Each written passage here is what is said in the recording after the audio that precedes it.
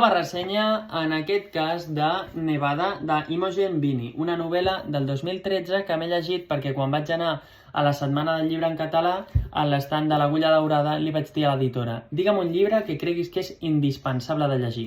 Sense dubtar-ho, em va dir Nevada, perquè em va justificar dient que és una lectura totalment diferent. I ho corroboro, ha sigut una lectura d'un tipus que jo no havia llegit mai en la meva vida.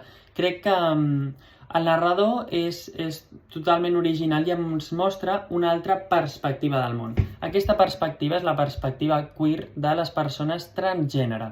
En aquest cas, tant l'autora com la protagonista, que es diu Maria, és una dona transgènere i veurem en un fragment de vida de 2 mesos com viu ella el seu canvi d'home a dona, com sent que la societat la jutja o no, com aquesta persona ha d'experimentar amb el seu cos, amb els seus sentiments, amb els seus pensaments per intentar consolidar una identitat que sent com a pròpia i com li repercuteix això amb les seves relacions personals.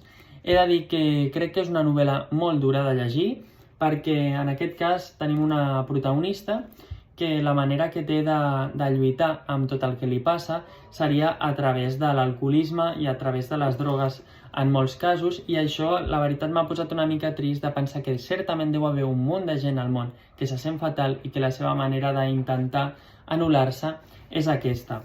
A la segona part trobarem un nou personatge que és el James, que també serà molt important, i només dir-vos que a mi m'ha semblat original, crec que és una novel·la molt interessant si voleu descobrir més del tema o si voleu obrir la vostra ment a un nou tipus de narrativa, en aquest cas basada en una perspectiva transgènere, i que a mi crec que m'han sobrat 50 pàgines, però de la primera part, no de la segona, perquè la segona va molt al gra i sí que es posa molt més interessant. Sigui com sigui, si us l'heu llegit, què us sembla? Us ha agradat? No us ha agradat?